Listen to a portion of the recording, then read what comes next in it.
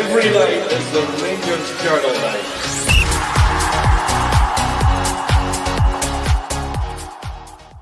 Hello everyone and welcome to the Ibrox Channel podcast live on the Rangers Journal. I'm Andrew and it may be the summer shutdown. However, we are still here and we are still talking Rangers, as there's always loads going on with Rangers, aren't there? So tonight, I thought we would focus on the best vegan footballers that Russell Martin could utilise in a high press, high possession based system. Oh, we're looking forward to this one. I'm only kidding. Who says there's nothing to talk about over the summer, eh? Of course, tonight we're going to be focusing on the man that's listed in the title, Hamza Igamane. And his value. So yes, he's our man of the minute, a young player of the year winner. He's our Moroccan mint. I'm going to trademark that one. So to discuss his potential value, not just to the team, but transfer value as well. First of all, I've got Ryan with us this evening. Ryan, you're looking very radiant, mate. How you doing? I'm doing fine, mate. Doing fine. Just admiring your goalkeeper top in the background there. Oh, you spotted that? Do you know what? I forgot I left it out there. Oh, Doug's sporting the same. Aye, yes, yeah, that's it. I had to take it off, you see, just before we went on air because Doug was wearing it, and I was like, oh, no, we can't be clashing. Not making too much money used to. But yeah, mine was a gift, to be fair. Oh, look at that. Oh, yes, you've got a keeper there. Do you see what I've done there? If somebody's got you that gift. Ah, that's went over everyone's heads. Anyway, also Doug sporting the lovely brand new away goalie top. It is a peach. How you doing, mate? I'm good. Yeah, shout out to my little brother who got me this for my birthday at the beginning of the month. So I have him to thank for that. So I am not rich enough to be splurging on the cost of tops these days. Do you know what? That's a pretty decent present from your wee brother. That's pretty good. I was 40 this year, so he made the extra effort. Oh, well, happy birthday. Happy 40th. It's a big number, but you're only as old as you feel. So I feel about 68 these days. So there we go. And last but not least, it's been a while. Ricky, how you doing, mate? How's the Harrogate Loyal doing? Yeah, good, mate. We're in, obviously, recess at the moment, but we've got wee plans going in the club just as we speak, and we're all looking forward to get back in there. Hopefully a bit more, one or two members. But yeah, this Umbro gear, I'm not convinced actually yet. I've not bought anything, but I do like the new home top, I have to say. But we'll wait and see once the training gear comes out. We had a look at West Ham's site in Bournemouth. It was at Bournemouth site the past couple of weeks, and some of the training gear. It's not really well, it's certainly for my liking anyway. So I'm hoping that maybe get new styles when Rangers get involved with Castor's involvement there, perhaps. But we'll wait and see. Yeah, we definitely will. Well, that goalie top there, you can see it's got some kind of hints of Umbro there. You've seen a few tops like that. I think West Ham have had similar ones, which I have liked the West Ham tops over the past couple of years. So hopefully they get some similar ones to them. With our own, obviously, Rangers twist. Now, obviously, tonight's podcast is sponsored to Off to the Match I Go. That's offtothematchigo.co.uk. You can get some nice bespoke Rangers memorabilia there. 10% off all products with the promo code Journal10. So do enter that in. Now, there's a little bit of a thing going on in the comments. So I'm just going to get this out the way straight off. I can confirm that I am not a fan of the other mob. I was asked by Lad Bible to go on to their Find the Fake Fan thing. Last year it was. And I thought that I could be convincing as, because there's, there's a bingo call sheet you can use, Sevco, Cheats, Masons, I thought, you know what, I could easily pull that off. But within 5 minutes of being in the building, was in and out, they sussed me out straight away. And actually, one of the guys did say, when you said you were a Celtic fan, your soul, it looked like your soul left your body. And you know what? Yeah, it really did. So they sussed me out straight away. So unfortunately, I didn't come back with some significant money. But hey ho, it was one of them. And I guess it says something that I couldn't convince them that I'm a Celtic fan and left straight away. I think I'd be more worrying if I consider that positive for you, mate. So. Do you know what? It's a wee positive. So we'll get that out in the open now. I am. Here we go. See, they're all starting now. Yep, Scotty's doing it now. Anyway, right. Tonight's pod. Let's get to it. So, obviously our young player of the year, Hamza Igamane, was a rare ray of sunshine for us last season. Obviously, he was brought in at the start of the season as I think Philippe Clement quoted that we just couldn't let the opportunity slip. If we didn't get him then we wouldn't be able to get him at all. I think the fee, I can be corrected on this, was around €1 million. I'm not 100% sure on that because everywhere I see for the transfer fee, it does seem to be different. But let's have a little look at the man here. So, of course, transfer market value's got him at 4 million at the minute. Don't take too much into that because, a player's is I can't make the words here. A player is as expensive as somebody wants to pay, essentially. But let's have this as a slide from Doug. So, Doug, thank you. This kind of breaks down some of his things from last season. So, pass accuracy was at 71%. Tackles 1, 74%, interceptions 5, duels 1, 39%, aerial duels 1, 39%, recoveries 71, and chances created 37. So he's got a foot mob rating of 7.12 on average. He had 46 appearances for us last season, 16 goals and 3 assists. So, Ryan, I'm going to come to you first. So, how would you rate Hamza Igamane's performance last season, kind of based on what you saw of him? Slow start. Obviously, wasn't introduced to the team. Was given an allowance of time to build up and get settled in. Showed a lot of glimmers of hope, of what he can do performance-wise. But on occasion, sometimes left a little bit frustrated as well, based on his age, and there was obviously arguments he was getting played out of position. But I think we're still the best is yet to come, and I think we've seen that from him. But overall, if you actually look at kind of money that you're saying, I think obviously we're talking about kind of rumoured about £1 million, £2 million, depending on where your trusted sources come from. It still represents value for money, even if we weren't thinking about selling him.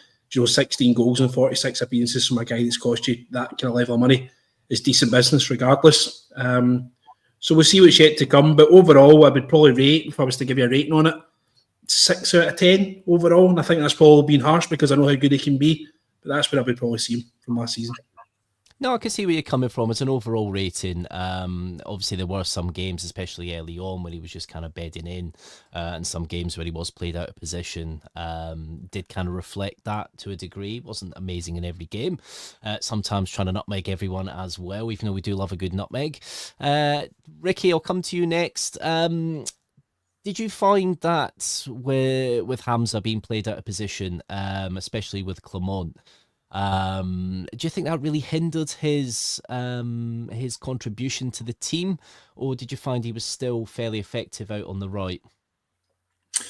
Well, I echo exactly what Ryan was saying. I think he started reasonably well, an unknown, getting away with a lot of tricks, and when it came off, he was looking fantastic early doors. He then kind of fell away, never really showed any level of consistency through the middle. And when he was kind of played alongside Dessers, he was played out wide. I remember in particular at Ibrox against Hibs, he was awful on the left-hand side there. He was just could not influence in the game at all, which is a shame with somebody who's undoubtedly got a lot of skill. He's definitely got a good football brain. And I remember in the pod maybe 7 months ago when he first came in, the Moroccans have got a good core of football players at the moment. They got to I think it was the quarterfinals. It was the last four, of the last World Cup. And he's been representative of Morocco at under 21 and under 23 level. And I believe at the under 23 level, they got to the final of the World Cup at the under 23 level. So he's involved in a good setup of players from that country, and we're very lucky to have him. Now, a lot of people would say, if the money comes in, let's capitalise on it and make the most of it.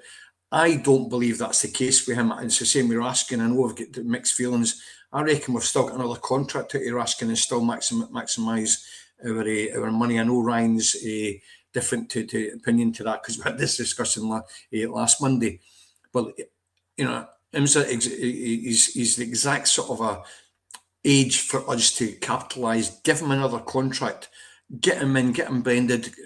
Becomes a Moroccan international. All of a sudden, we're going to be doubling the money that we could be getting right now, in my opinion. In 2 years' time, he's only going to be 24.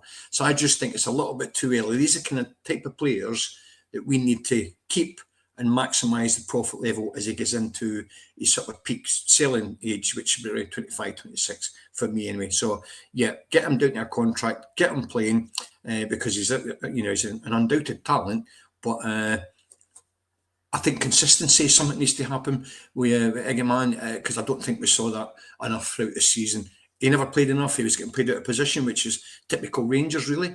The past sort of a few managers, let the lad play through the middle, and let's get the best out of him, because no doubt we'll come up about it. But that strike he had at Parkhead against Celtic was just an absolute joy. And it's in his locker. Let's utilise the boys.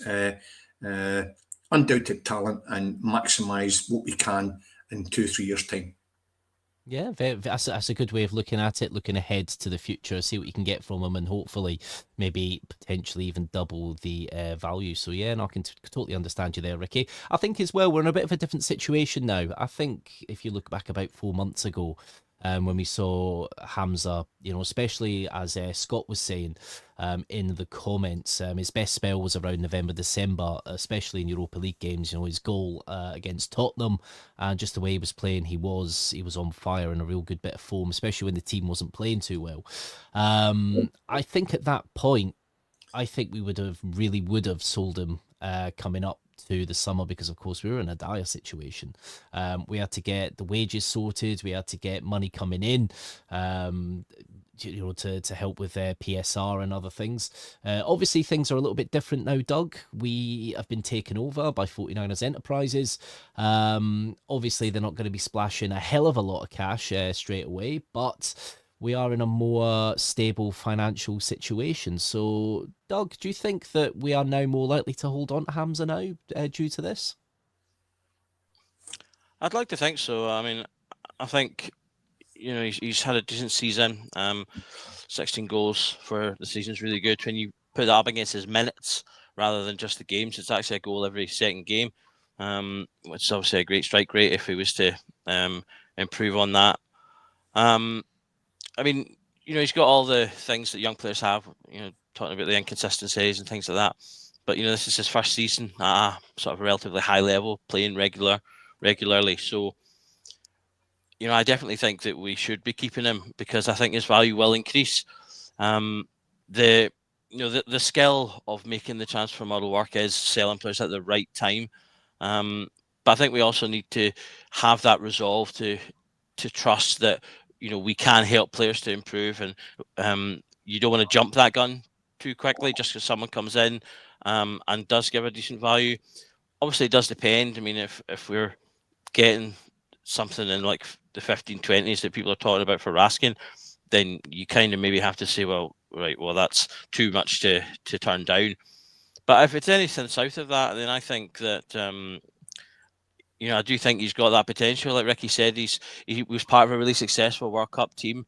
And you often find, particularly with international football, teams come in waves because they come up together in groups, and they'll build, and you'll get a couple of folk will move into the senior team at the same time, and you'll get a solid group there. So if they're going to do that with that Moroccan side, and he's a part of that, then we'll see a similar thing as to what happened with Raskin, is that he'll come into the senior team, hopefully make waves there, and like I say, that will only boost his value more.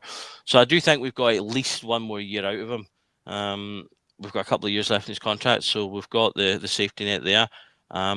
And I would like to see him as one of the pillars that they keep, and sort of decide to say, no, we're going to keep you and have you as part of, because you need to keep some of your good players. You can't sell absolutely everyone. So I would like to see him as one of the ones they sort of ring fence and go, no, yeah, we're going to keep you, and you're going to be a part of this new team that we're building. Yeah. No, I'd hope that's the case. He's got not just potential in his locker, he has shown it. He's shown it internationally. Not many players can come up to Scotland and actually, score goals up here, especially let alone at Parkhead for a winner, especially when the chips really were down. So obviously we know we have somebody that is definitely a talent. He has got a lot to learn though. We've seen that. He's very good at, his step overs. He's very good at nutmegging everybody, but I think you can't always be doing that, and I think that's something that there's a time and a place. I'm not going to quote the Mackay Drücksche for the Schurkish, but he does pull them off well. Ryan, looking at obviously there's going to be a bit of a drop down effect, isn't there? Once the transfer window's basically just kind of opened. It's a bit of a weird window this year with the kind of Club World Cup. We might not see any movement to other kind of teams do purchase players. There is a bit of a link today with allegedly Everton. Now this has come from Liverpool World. You don't know how reliable this is, but it does seem to be Everton have been linked with Igamane. What would you say is a fee that you could go right now? Okay, we'll take that. Thank you very much. What would you say at this stage right now? If he was for sale and we wanted to sell him, we're probably looking around the £15 million mark, something like that. But in my opinion, we shouldn't sell him. I'm very much kind of with Doug and Ricky that we should try and keep him. It's recognising the trends of when the player trade. If we want to follow this player trading model, which we always go on about, which to be honest I don't actually particularly like and enjoy. But if we want to do the business like that, fine. But we need to recognise when players should be sold. So this is where I'm obviously seeing Raskin now should be sold this summer. We should have sold Buckland last summer, and recognising when guys are getting to their peak. And I don't think Hamza is yet at that level. And I think it's probably another 12 months before we're going to see that, where he's actually now ready to be sold and get the true value that we think. It's saying that, but what do we think we're going to get for him in 12 months' time? Is £25 million the ceiling price for players coming from Scottish football? We've seen it being done across the city where I think they've sold maybe 2 or 3 players for £25 million. I think O'Reilly, Jota and Tierney were the 3 players that were sold at that kind of level. We've not got quite to that yet with Bassey that we sold for decent money. Kind of rumoured to be around about £20 million. But is £25 million the best you're ever going to get from a player from Scotland? So if Everton are willing to start the bidding, then that's fine. But the more people that are coming in for him, so I think there was talk of Strasbourg, there was Marseille, there was other clubs interested. So we just set the asking price at £25 million. We just say, right, well, we think we're going to get this for him in 12 months' time. We're willing to sell him now, but we want what we think we're going to get for him in 12 months' time. We want £25 million for him. They might come back and say, that's too dear, he's not worth £25 million. Well, I don't care. Come back from him in 12 months' time when he is worth £25 million, and you probably have more competition to get him at that point. Like what Clement said, we probably wouldn't be able to sign him in 12 months' time, which is probably true. So we should be saying that to other clubs. If you don't take him now for what we want for him, in 12 months' time, you won't be able to get him. So that's what I'd be looking for. I probably think he only has valued at 15. That £4 million that's on the slide, there's a joke, to be honest with you. Which one of these trainers do you want for £4 million? So it's probably valued at 15. I'd want 25 from him. I'd want a decent selling clause involved in that as well. Yeah. Oh, definitely. I think we started with the kind of sell-on clause quite early on, didn't we? With a few players, which definitely brings in money, which is something that definitely we should be doing. Obviously, we're in a situation now, Ricky, where, like I mentioned earlier, we don't necessarily have to, like the start of this time last year, let's look at, it was essentially a fire sale. You have to just basically sell players. We had to get players off the books. We were trying to balance the books better. But by doing that, players were ending up going for essentially pittances, didn't they? We had, I think, Goldson, Lammers, and somebody else went for, a couple of £100,000 essentially. And it was just to get them off the wage bill. We're obviously in a different situation now. We can kind of afford to kind of bide our time a little bit, can't we, Ricky? So we always get this wrong, and obviously we'll go through another slide in a minute. We're not very good, like Ryan said, at selling at the right time. Is this the right time, though? I know you did mention earlier that you'd like to keep him on. What would the value be for you? Or if somebody comes in right now and you could let him go, what would the value be for you? Well, I'm not going to sort of replicate what Ryan said, because everything he said is absolutely bang on. That's how I see things as well. We can play hardball with this, but I think we need to sort of look at the squad, because we've still got a hell of a lot of players who are not necessarily going to be first team players who are on big money. Now, we've been taken over, and I get there's a bit of money there. So basically, the debt's been cleared, which I is obviously a good start for 10. But we cannot keep on hemorrhaging the amount of money that we have. And your Davises, Cifuentes is coming back. All these players that won't necessarily be in that squad, so either get them loaned back out or sell them, so we can then balance the book so that we're going forward as a profitable organisation. And I think that's what needs to happen. We need to get rid of the Beale era of players who are on big money, and we've got lots of them. So that's a big problem for the current sort of management, to get a squad that he's happy to work with. I don't know, 18, 19, 20 players. I think it's an ideal amount of staff that you want. Any more than that, and then you start having problems with players in the background becoming bad apples, infecting, attitudes, the ambience of the group. Well, that, it all sort of becomes bad, doesn't it? I think we saw it at Chelsea, with two bloody squads, haven't they? They're now starting to get a group of players, and now starting to come to fruition and becoming a good team again, albeit money does help down there. But when you sort of get the 11 playing field and you get the squad that Russell Martin clearly wants to get, it might not happen in this window. It may not happen till next summer. We need to give Russell Martin the time to get that squad right. I think we're all going to buy into the style of football. I think we're all excited about that, but they need the players to buy into that style of football. And Igamane is 100% one of those lads who will buy into that style of football. He loves the hassle. He loves the challenge. He's a big, strong lad. He's the best thing we've had, that wise, of holding a ball up since Morelos. If we can get some consistency out of Igamane, because that's the one thing that he needs to improve on. He's got it all there. It's in his locker. But we need to get a level of consistency out of him. Get him through the middle with potentially another striker. It ain't Dessers for me, unfortunately. But you get him linked up with a decent, partner, number 10, whatever you want to call it, or even as another striker, playing two through the middle, whatever the setup's going to be. This lad could be scoring 30 goals as a season quite easily.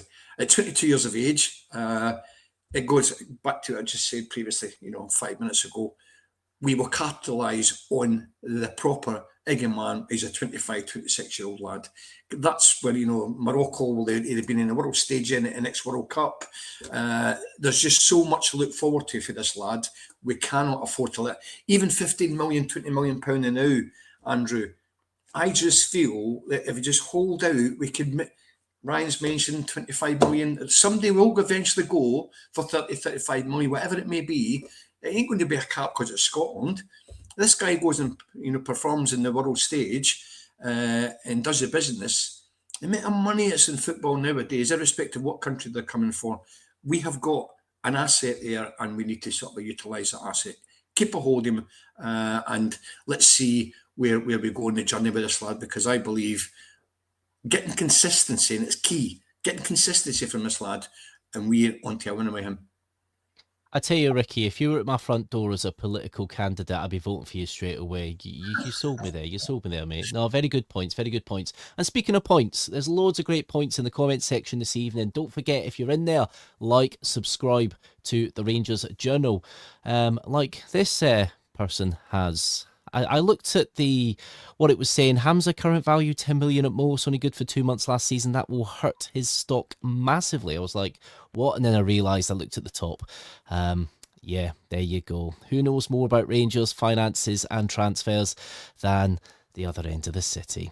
Right, guys, keep your comments coming in, and thanks for watching. We're going to go through another slide in just a second, another great slide put together by Doug. But Doug, when you put this one together, was there anything that really stood out for you that you thought might have been maybe abnormally good, that you didn't really think was as good? Was there something that was really glaringly not as good as you thought as well? What, the second slide or the current one? This current one, sorry. The current one. Well, the big thing that I was kind of thinking of there when we're talking about like value for money and things like that, I think that sometimes, especially when we're talking about um, the sort of the transfer model and getting that working and everything else, we do sometimes forget to include the football side of that balance.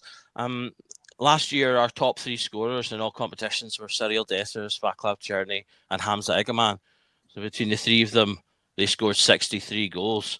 So one of those players is already gone. One is 1 foot out the door. And so if we sell this one as well, that's basically our entire goals tally from last season in terms of attackers out the door. So again, that's something that's really important to balance. I think,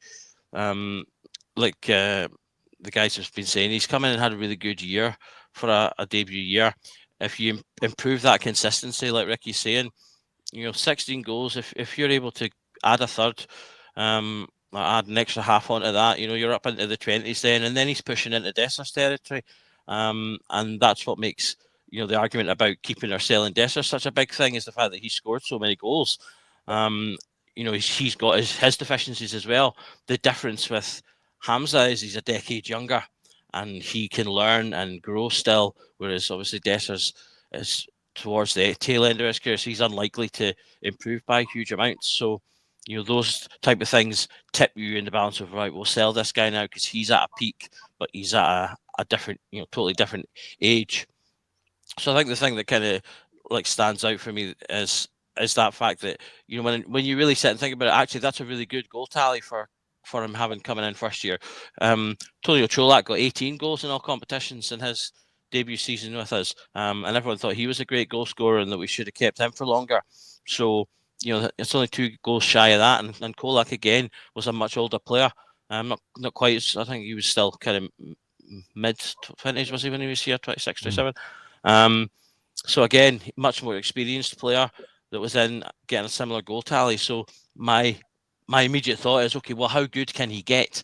And therefore, that's why I'm just like, yeah, I definitely want him around for that second season. I'm a big proponent of the idea that you find out a striker's worth at their second season, because any striker can come in and do well in season 1 because they're an unknown quantity to defenders.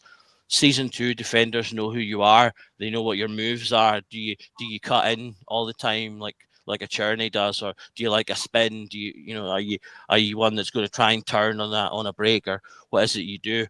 If you're in that second season and you're still outputting goals, then that means you've got something about you. Because if your goals dry up, that means the defenders have basically just worked you out, and that's you.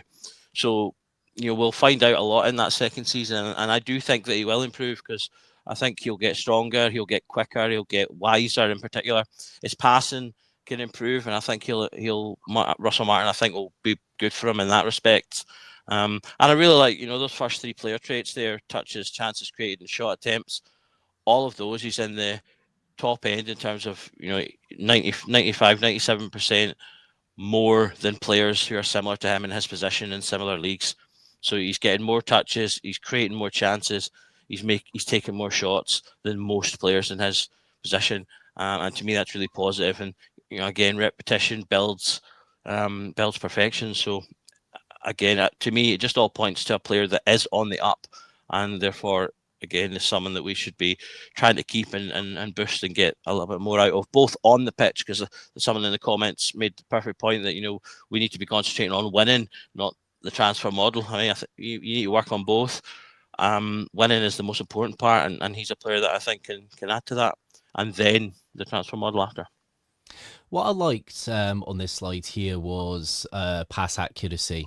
Now, I know I say this all the time. I always hark back to it like Uncle Albert during the war. But I spoke with Harry Forrester a few years ago about pass accuracy, and Mark Warburton approached him and said, "Oh, your pass accuracy is 86% or whatever it was." And he says, "Oh, that's really good." And he says, "No, it's not. It shows that you're going for the easy pass too often."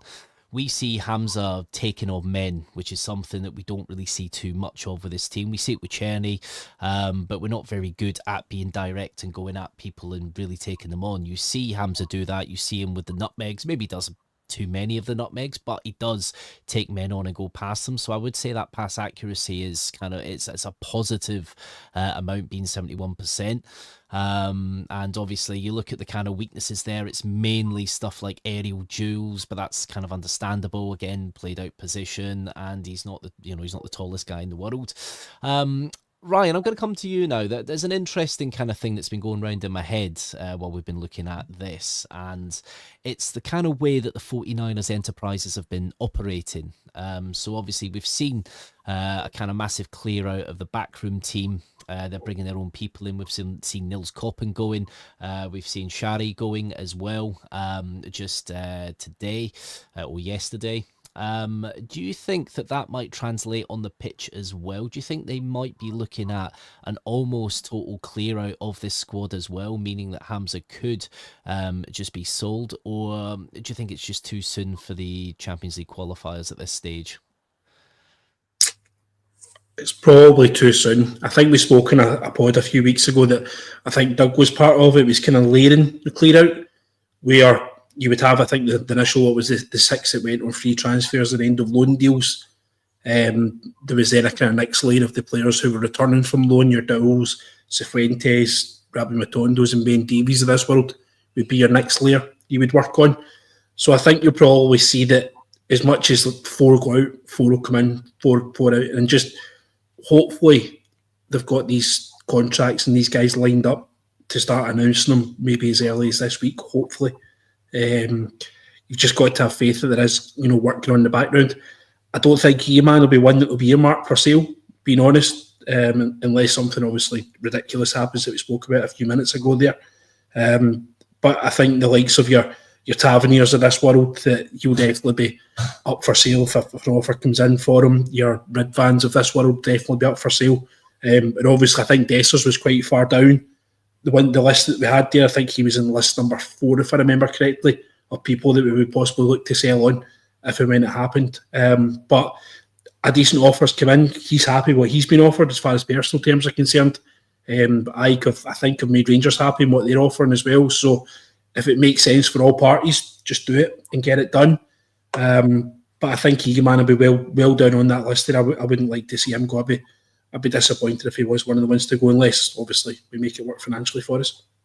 I think that's the thing, isn't it? Obviously, looking at the reports today, it looks like Dessers is all but signed for AEK Athens. There's been nothing official. There's been a few journalists that have kind of picked up on the story. So sometimes you just don't know how far along things are. If it is the case, obviously Dessers did say that he last season did want to stay here, so we just don't know really.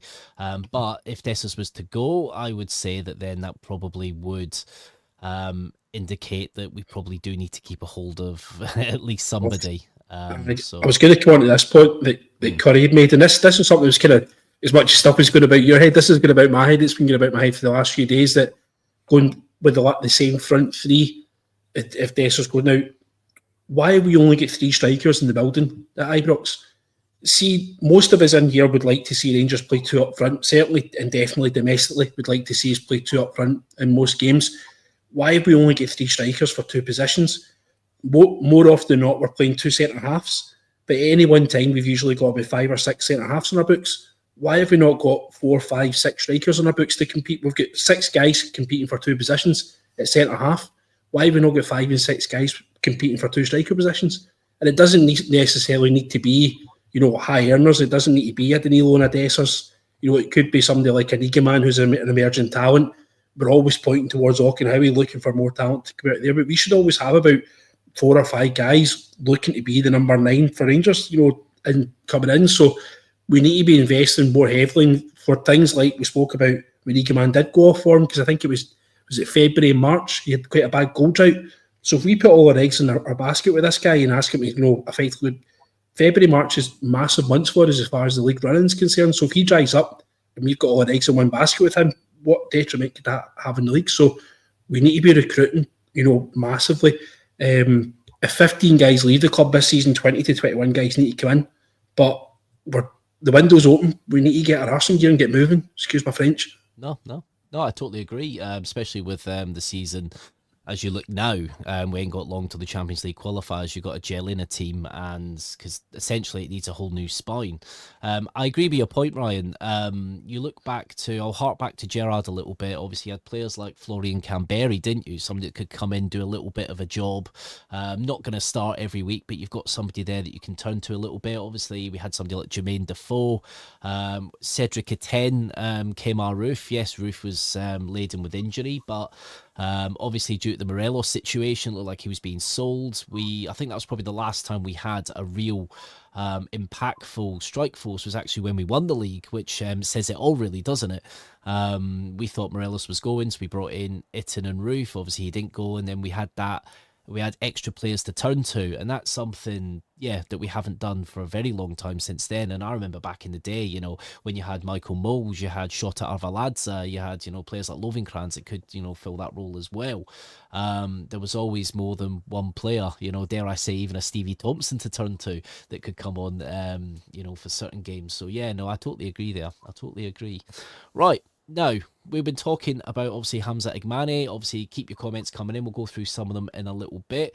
There's absolutely flooded in, but there's lots of people that are watching this tonight that aren't liking and subscribing. So do subscribe to the Rangers Journal. Just click on it on YouTube and hit the notification icon, and you'll be notified any time we go live. So we've been speaking about how our player trading model, if you could call it that, has essentially stuttered in recent times, and we're not very good really at selling on players. So let's have a look at some similar players that have been at Rangers, that have been sold, and other teams from Scotland as well. So similar player sales in recent years. So, of course, the highest grossing one was, of course, Jota.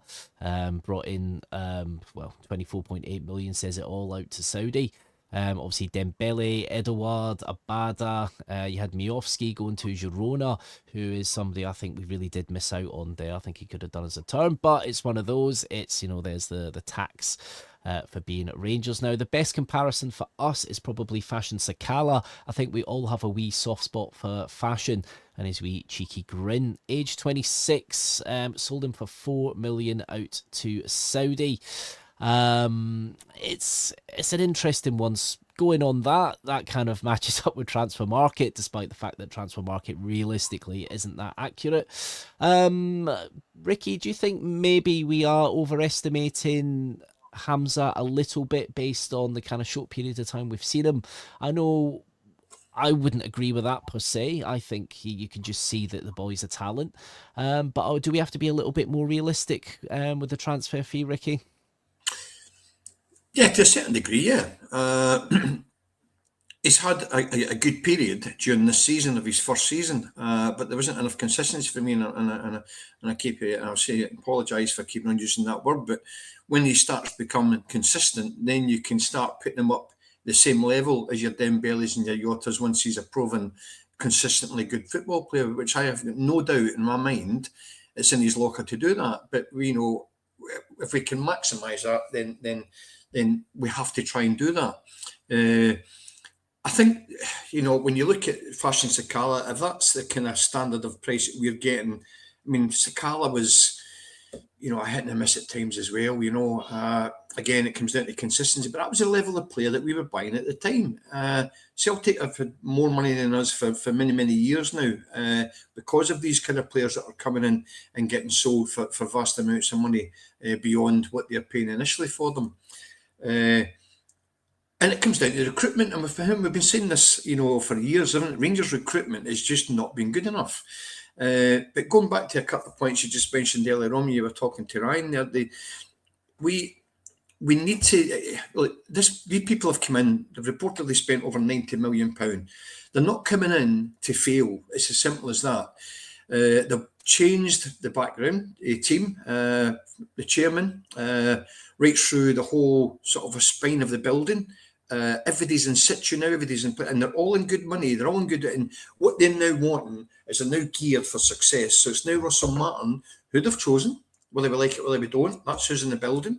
So they now need to sort of back that lad. They need to give him the resources so they get a winning football team on the pitch, so that we as a fans can get behind them and it all becomes nice and rosy. And then we start getting these £25 million players. And Igamane will be one of those players if we can get the right team round about him, because success on the pitch will breed money to the club through the player trading model, and that's.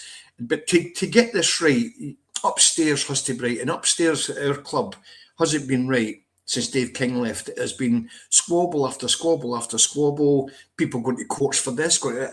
It does look as if we have now got a team of people in the right positions leading the club in the best possible way forward. Time will tell, but I'm quite confident that we have now got a good backroom staff. I'm happy Russell Martin's here because, for me, I would have had Muscat in 2 minutes because of his style of play. Russell Martin's very, very similar. So I'm happy to give Russell Martin my time to get a good, solid team on the pitch so that we can try and emulate what Celtic have been doing over the past 4 or 5 years and maximising their cost on the player training model, hence why they'll get so much money in the bank. And I don't think we're a million miles away now, because everybody's in the building now geared towards the same thing. We've got no debts anymore, so let's just get the recruitment right, and everything else will follow suit, and that's all I'm hoping for. Yeah, I think that's what we all hope for as well. I think what's becoming fairly clear is there's a good comment in here from Curry. Bad feeling we might not see as many leaving as we want. So of course it's, we don't want to see players like Igamane leave, but there are other players that probably won't leave, and we do need to kind of cut down our wage bill.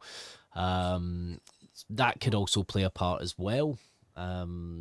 The old saying, Rome wasn't built in a day, I think kind of comes to play here. I think this could take 2 or 3 windows maybe before we see the players we want to see out possibly. Hamza, personally, for me, I think he should stay. I think we should at least get another year out of him. Maybe tie him down on a slightly longer contract. You look on the flip side, somebody like Raskin, I'm pretty confident I think Raskin will go. I think that we really can't let anything coming in for Raskin slip. A lot of the links seem to be with Villa and a couple of other clubs, so there's definitely interest. 25 million seems to be the amount that is stated, and I think if we can sell him for that, I think we can't then sell others. I think we keep Hamza. I know it's a completely different position, but I think we don't sell all of our good players. Doug, do you agree? Do you think if Raskin goes, maybe a couple of others that will just hold on to Hamza? Well, that would be my hope. Like Ricky said, we've got a collection of players that are unlikely to feature that I think they'll look to move on. So Dill, Davies, Matondo, those types of players. Cifuentes, he had a decent loan period, so maybe you'll give him a look. I don't know, but again, it's probably likely to move on, because it didn't seem like we allowed a clause for them to buy him if they wanted. They've obviously just not activated that, so we were clearly happy to let him go. So presumably we'll potentially move him on. And I think those are the ones that they will look to move on. And the thing I was thinking about the other day as well, the 49ers are, one of the things we talked about when they were coming in is the fact that, they're heavily analytical and analysis driven, and, they look at the numbers. And so I think that's something that maybe we'll see in our transfer patterns as there'll be players with strong numbers. And that'll be something, again, that will come through with what Ricky said about gaining consistency. If you gain consistency and that comes through in your numbers, that's something that the 49ers will prize. And again, they'll be able to leverage that, I think, into good sales, and it'll be something they look to leverage in purchases. I think, if you look at, for example, Dembele, he's the same age when he was sold. His market value is only about 2 million more there. And he sold for that region that we're talking about. he got about 50 goals and just under 100 performances. But he ultimately had one absolutely stellar season, 2017, I think, where he absolutely was scoring for fun. But his second 2 seasons were nowhere near, and they've still sold him for a good value. Excuse me. And I think that, we'll see, as I've said, an improvement in Igamane in the season coming, which I think will put him into, a realistic area, given the way, like Ricky said, the market is and the money that goes around, that he could be in that kind of bracket if he ups his scoring and adds to what he's done this season. He'll be in a similar kind of position to Dembele. Another thing that will add to that is if we are winning things, players are more attractive if they're winners. That will add a little bit to the value as well. The one thing you can take from this slide, unfortunately for us, is that it's full of Celtic players. It's something they've done well in doing. But I mean, not all of them. Again, another thing that we kind of miss sometimes with the transfer talk is thinking every sale needs to be massive. Abada for 8 million, was a decent profit, but that's not a huge value. Sakala was a great piece of business for us because we bought him in for nothing, and sold him for 4 million. So, doing deals like that, if we can do things like that with some of the players we've got, I think Cifuentes has value. He is valued in certain markets. As I say, he did have a reasonably decent loan period. Davies and Dowell have both come back from having good loan periods. So we should be, if we've got something about us, we should be able to market those players for reasonable values. They don't all have to be going for 20 million. Some of these guys can be going for 3, 4, 5, 6. That will all add up to add on to the sort of the 20 million war chest that they're going to be putting out for us. Yeah, no, I don't disagree with anything you said there, Doug. Obviously, as you were talking there, I did spot good comment from Scott. Win trophies, then the trading model happens easily with no effort at all, and I can't disagree with that. You've seen that from the other end of the city. You are seeing everyday links with clubs, and they're looking to sell players for 20 plus million at times. For some, no disrespect, some players have had fairly average seasons, but when you stand out a little bit in a title winning team, it just puts your value up, and it does. Teams down south are going to pay 20 odd million because it's not too much for them. It's not like you're paying 90, 100 million for a player. So yeah, no, definitely interesting there. Obviously we've been talking about, would Hamza still be here if other players go? I think as well, it all just depends, Ryan, on the system that Martin's going to play. Now, obviously, Martin did speak a little bit in his press conference at his unveiling, and he did speak about adaptability. He did speak quite well, actually. And I guess it'll all depend on if Hamza is somebody that can fit in his system. Is it as simple as Hamza's just a goal scorer? He'll fit in any system if you put him through the middle?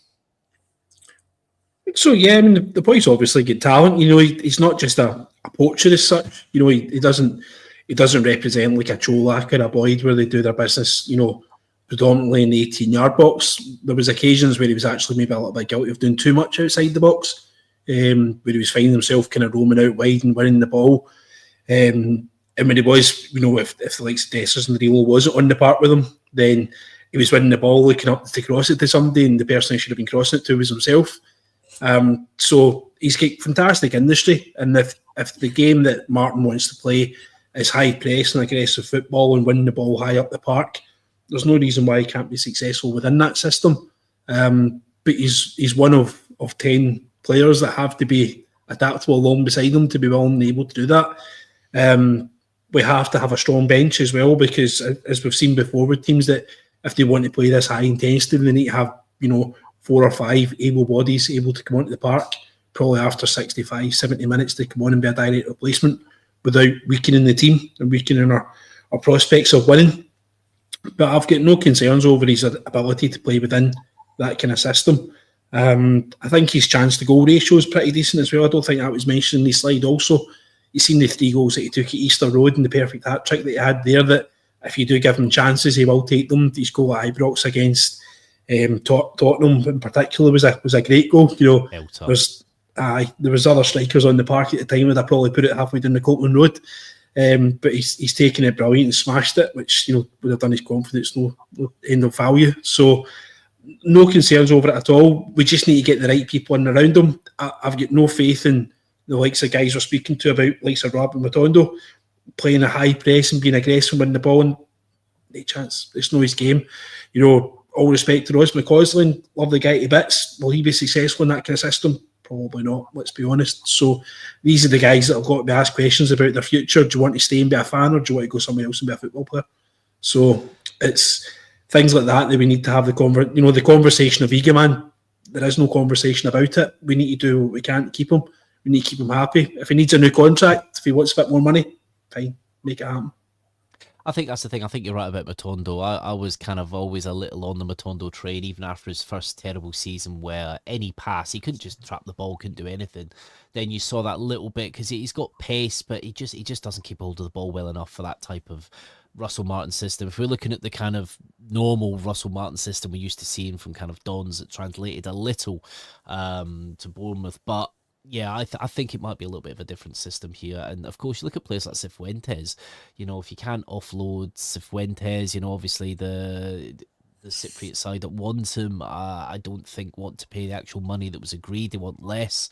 We're in a different situation now. We could maybe refuse that. I don't know if you want to get him off the books. You got Bajrami saying that he wants to stay. I know that won't all be his decision, but he might have a point to prove. He might work a little bit better in that system. Plays very well for Albania out on the left. Maybe it can work. Who knows? Good question. See if he's not got a bit of aggression. Interrupt me. If he's not got a bit of aggression in his game and able to win the ball higher up the park, he's probably the only Albanian in the world that doesn't have any aggression in his body. Yeah. Oh yeah, I see exactly what you mean when you watch Albania play, especially at the Euros. They were really trying to close teams down, and he flourished in that kind of system. I totally agree with you. There. Gordon had a great kind of question there. What about Poku and Aaron? Two cracking signings if we get them over the line. Obviously, still at this stage, it's still early days. It's still speculation. Poku, somebody we've been linked with, blooming, I don't know how many times that name keeps popping up. Hopefully we can get some of these over the line now that we are in a little bit of a better situation. But I think the thing that we're seeing at the minute is it is still quite a bit of an unknown, and I think that's the thing. Martin's not going to give too much away. He's going to be asked questions in press conferences, but he's not going to give too much away about the way he plays, the way he's going to set up. He's going to let teams figure that out themselves when we're potentially top of the table and hopefully 10 points ahead of everyone else. But it's all in if, what's, buts and maybes. It's a new dawn, and we just don't know what's going to be happening. But the Rangers Journal will be catching up with everything that is happening. Pods are still ongoing, so do subscribe and like on YouTube. Follow the Rangers Journal on Twitter, and of course the Ibrox channel, which is at the Ibrox channel on Twitter, Facebook, TikTok, everywhere I imagine that's got some sort of social media platform. I think I'm still on Threads, and what's the other one? Blue Sky. Not that I've opened that app in about 4 months, but there we go. But before we go, just like to thank Ryan for coming on. Ryan, mate, thank you ever so much for coming on and giving your insight into Hamza Igamane. No problem at all. Hopefully it's a better week for us than last week. A bit more movement, hopefully. Yeah, hopefully a bit more movement. It's just waiting for the kind of transfers to start and then the trickle down effect, isn't it? And it's agonising. We've got new kits, we've got friendlies coming up in the pipeline, potential testimonials coming up. We've got Champions League qualifiers, and importantly, under Barry Ferguson, we were terrible at winning matches, so things do have to change and have to change quickly, and the Rangers Journal will be there every step of the way. Doug, thank you ever so much for the slides. They were very insightful, and thank you ever so much for your insight into Hamza Igamane. Thank you. Always a pleasure to talk about exciting young players. Hopefully we're going to be seeing more of them coming in the door. It certainly is. And actually, it's so rare to be talking about such a young player that's really kind of hit the ground running coming into the team. And I think you automatically end up in, Rangers fans' hearts when you score a winner at their place, when we've been playing terribly And, you know, it always ends up being something like 4 or 5 years before we get a win at their place. And that's something that does have to change. And when the chips are down, he does seem to stand up and be counted, which is very impressive for a young man. So absolutely brilliant. So thank you ever so much for coming on. And Ricky, the Harrogate loyal himself, thank you ever so much for coming on, and thank you for your insight tonight. I think it's a pretty resounding Hamza a stay, isn't it? Oh yeah, 100%. I think we all realise and we all appreciate that we've got a wee diamond in our hands here, and between the sort of the new personnel and the coaching staff and everybody else who's going to influence the boy's career, get him to the level which we're all hoping we can get to, and we get that £25 million in 2 years' time. So yeah, I'm every confidence that'll happen, Andrew. Yeah, definitely, and we look forward to seeing the boy perform this season amongst all the new staff that may be in the door, hopefully in the next few weeks prior to the Champions League qualifiers. But I think we're all hopeful. So Martin, he's already said that any kind of player that's going to work for his system, they've got to be brave. They've got to take balls in tight situations. They've got to, you know, that's an exciting player. If he can get 11 players who are, you know, Poku has been mentioned. We all know, you know, in fact, you might not know. I follow the Championship down here in League One, and that he's such an exciting player, and he won't care. He doesn't mind making mistakes. But we've got a cracking pair of that boy comes in the door, I'll tell you that much. And these are the kind of players, the wingers, that we've not had. I think Candias was the last decent winger that we had in the club, wasn't it? This boy Pook, if we can get him in, he's a class act. So, yeah, these are kind of the players that is going to excite the fans, and I'm looking forward to a really good season. Yeah. But thanks very much tonight, guys. Cheers. We're all far too positive, aren't we? After that, it'll be a 1-0 loss away at Rugby Park, won't it? The first game of the season, because it's always going to be Rugby Park or Tynecastle, won't it? Let's be honest. But no, every night is a Rangers Journal night. Thank you ever so much for watching and listening. Don't forget, Off to the Match I Go is the Rangers Journal and Ibrox Channel sponsor here. Head to offtothematchigo.co.uk. Get 10% off all products with the promo code Journal10, and there are some fantastic products on there. Some great Rangers memorabilia. Have a good night, guys, and don't forget to turn your notifications on. See you now.